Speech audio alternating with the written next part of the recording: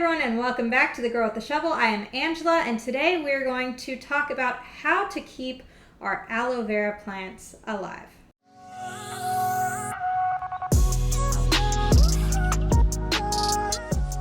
Okay, so first we're going to talk about light requirements. Now, this is one thing that a lot of people get, let's say, maybe some bad advice on, because they say that aloe vera can do well in low light.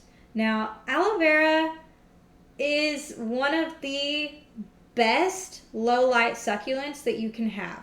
That is the key. One of the best low light succulents. But that being said, in low light, it can get really leggy and it can stretch and it stops looking good. Okay, so if you want those thick, fat, chunky leaves, then you need to give it some brighter light. And one last tip, I've also found out that aloe vera does very, very well under plant lights. So just saying, when it's not very bright, when you don't have much window space left, kind of like my windowsills are all completely full, pop it under a plant light. So what I like to do is I like to have my aloe vera in a south-facing window during the fall, winter, and spring. But then once summer comes along, those hot temperatures start rising, then I move it a little bit further back where it won't get that hot, direct afternoon sun.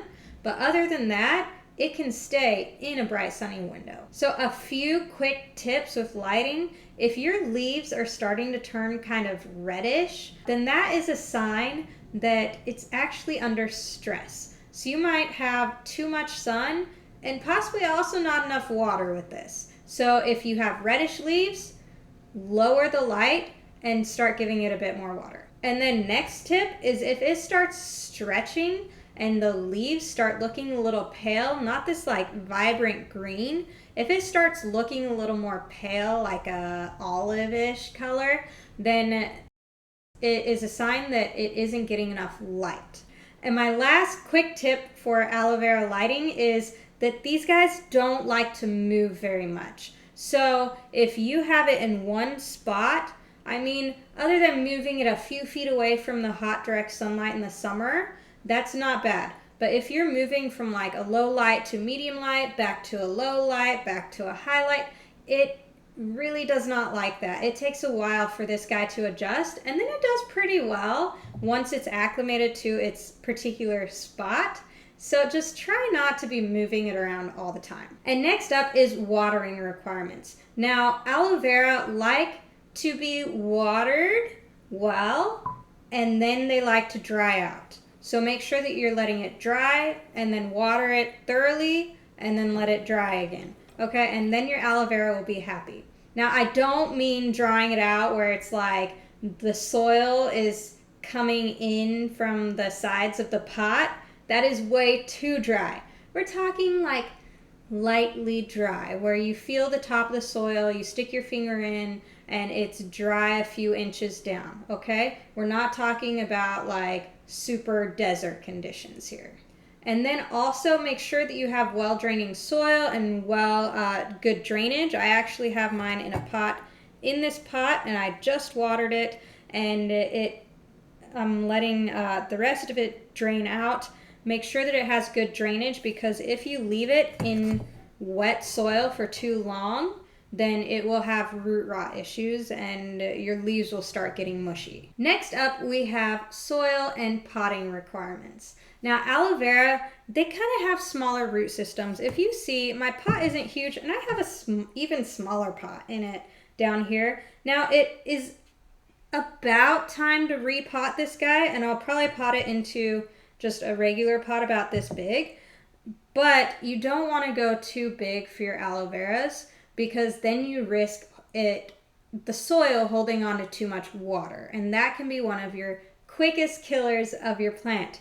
So when you pot it up, just go up one size, 2 max if it's really root bound, and then make sure that you're using a really well-drained soil mix, either a cactus and succulent soil, or what I like to do is about 1/3 houseplant soil, 1/3 perlite, and 1/3 sand. I found that if your plant is a little top heavy and it's having a hard time with falling over, add some sand to your soil, and it'll add a really nice weight to it and help it kind of stabilize a bit more. And then also, if you want to use a terracotta pot for your aloe vera, that's not a bad idea. Not only is it well draining, but it also helps to add a bit more weight to keep your plant from falling over. And then last is fertilizer. Now, with this being a succulent and being used to like very dry desert conditions, they're not used to getting a lot of nutrients. So you want to make sure that you go a little lighter on the fertilizer. Okay, a cactus and succulent fertilizer. I know, cactus and succulent, that's the word of today. A cactus and succulent fertilizer would be good. They're very low percentages, very low strengths, kind of just like a watered down version, okay? And you can fertilize it with that. I wouldn't go with a normal fertilizer unless you really dilute it, really water it down, and then only fertilize during the spring and maybe during the summer.